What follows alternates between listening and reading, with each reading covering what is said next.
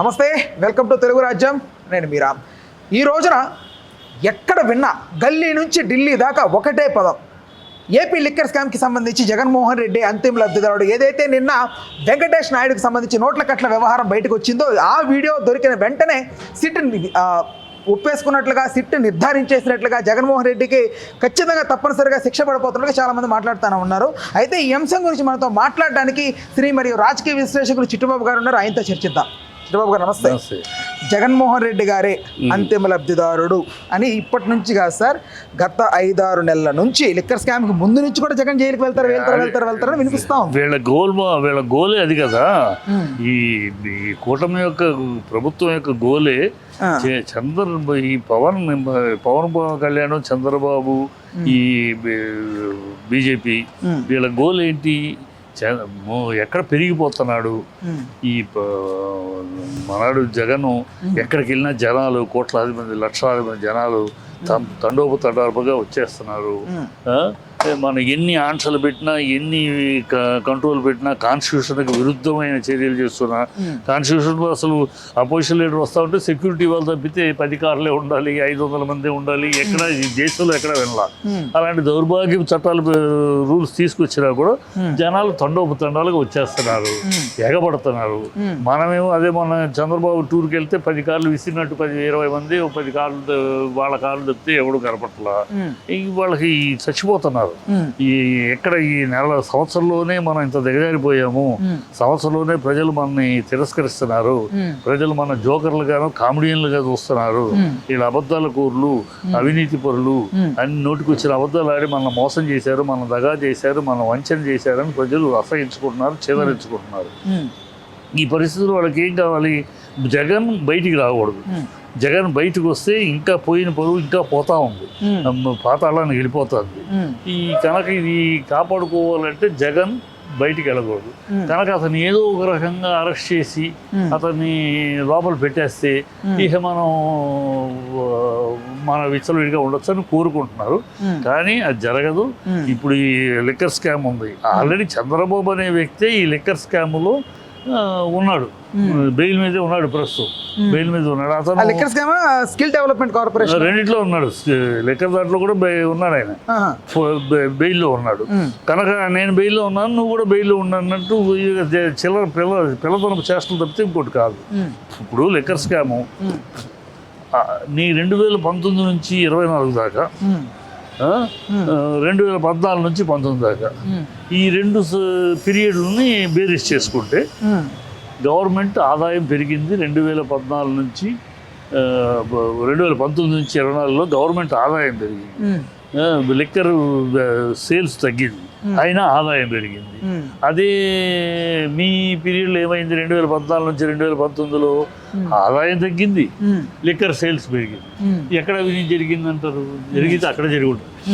మీ దాంట్లో సేల్స్ పెరిగి ఆదాయం తగ్గింది. ఇక్కడేమో సేల్స్ తగ్గి ఆదాయం పెరిగింది. ఆదాయం పెరిగిన చోట స్కామా, ఆదాయం తగ్గిన చోట స్కామా? ప్రజలు అన్ని చూస్తూ ఉంటారు, ప్రజలు అన్ని స్టడీ చేస్తున్నారు. వీళ్ళు అనుకున్నట్టు ఇది భ్రమలు. 2000 రూపాయల నోట్ ఎక్కడి నుంచి వచ్చింది? ఆ డబ్బుల్లో 2000 రూపాయలు బ్యాన్ అయింది. ఇప్పుడు ఈ డబ్బులు ఆ కట్టల్లో కనపడేది కదా. అంటే ఎట్లా ఇది ఎలక్షన్ ఆ టైంలో ఆయన అక్రమ సొమ్ము తరలింపుకు సంబంధించి నువ్వు కూడా చెప్పొచ్చు అమ్మా, నువ్వైనా నేనైనా చెప్పొచ్చు. నా 1 కోటి రూపాయలు తీసుకొచ్చి నాకు లక్షణం ఇచ్చారు, ఈ 1 కోటి రూపాయలు నాకు ఇచ్చి చేయమన్నారని నేను చెప్పాను అనుకో, ఆధారాలు ఏముంది? మళ్ళీ ఆధారాలు అడిగితే వాళ్ళ మీడియా ఆధారాలు అడుగుతారా? ఆధారాలు ఏంటి అడగటం? ఎవరు డబ్బు నెంబర్లు అడుగుతారేంటి? నెంబర్లు అడగక నువ్వు ఎప్పుడు డబ్బులు ఇయ్యి, ఎక్కడ డబ్బులు ఇయ్యి, ఇవన్నీ అడుగుతారు కదా. నువ్వు తీసుకొచ్చి చూపించేసి ఇదిగో 12 సూట్ కేసులు అంట 11 కోట్లట. ఆ 11 అనేది వీళ్ళకి మైండ్లో 11 అని ఏలాడతారు. 12 సూట్ కేసులు, అది 2000 రూపాయల నోట్లు. ఎక్కడి నుంచి 2000 రూపాయల నోట్లు? బ్యాన్ అయ్యి ఎప్పుడు 2000 ఎప్పుడు బ్యాన్ అయింది? ఈ బ్యాన్ అయిన నోట్లు మీ ఎట్లా ఆ కట్టలో వచ్చాయి? అంటే తమన్నాతో దిగిన ఫోటో కూడా వైరల్ అవుతోంది ఈ మధ్య. అవును, వెంకటేష్ అదే పిచ్చి వేస్తాడు. ఇప్పుడు అతను ఒక పొజిషన్లో ఉన్నాడు. అప్పుడు ఉన్నప్పుడు తమన్నా ఏంటి చాలా సెలబ్రిటీతో ఉన్నాడు.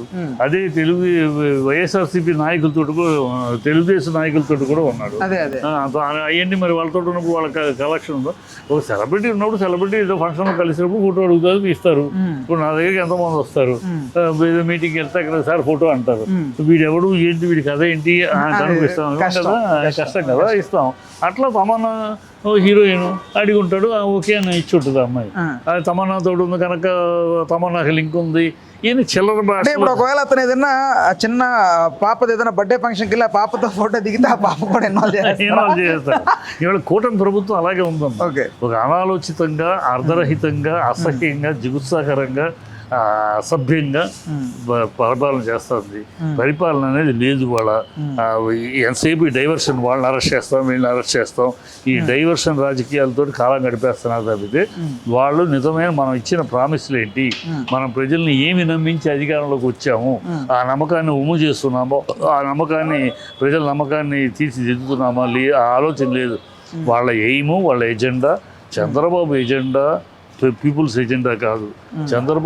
చంద్రబాబు ఎజెండా తన కొడుకుని సీఎం చెయ్యాలి. అందుకు కావాల్సిన ఎత్తుగడలు వేస్తున్నాడు. పవన్ కళ్యాణ్ ఎజెండా తను సీఎం క్యాండిడేట్ అవ్వాలి 2022. సో చంద్రబాబు కానివ్వడు. కనుక చంద్రబాబు నుంచి ఎలా గౌరవంగా తప్పించుకోవాలి, ఎలా బీజేపీ సంఖలో కూర్చోవాలి, రేపు 2028లో బీజేపీలో విలీనమై బీజేపీ ముఖ్యమంత్రి క్యాండిడేట్గా తను వస్తే బీజేపీ ముఖ్యమంత్రి పైన మోడీ, కాపు కమ్యూనిటీ, ఇట్లాంటి పాయింట్లను పెట్టి మనం ఏదో ఎలిజిబిలిటీ సాధించవచ్చు అని అతను కూడా. బీజేపీకి ఏంటి, ఎంతసేపు ఎట్లాగైనా సరే ఆంధ్ర రాష్ట్రాన్ని పట్టాలి. ఈ 3 ఎజెండాలు నడుస్తున్నాయి తప్పితే రాష్ట్రంలో ప్రజల ఎజెండా నడవట్లేదు, ప్రజల పరిపాలన జరగట్లేదు. దుర్మార్గమైన, దుష్టమైన, అసహ్యమైన, అసభ్యకరమైన, జిగుత్సాకరమైన ప్రభుత్వం పాలన నడుస్తుంది. ఈ వ్యవహారంలో జగన్మోహన్ రెడ్డికి జరగాల్సిన డ్యామేజ్ జరుగుతుంది అనుకుంటున్నారా, లేకపోతే డ్యామేజ్ అని వీళ్ళు అనుకుంటున్నారు. జగన్ ఇంకా పెరుగుతుంది జనాల్లో.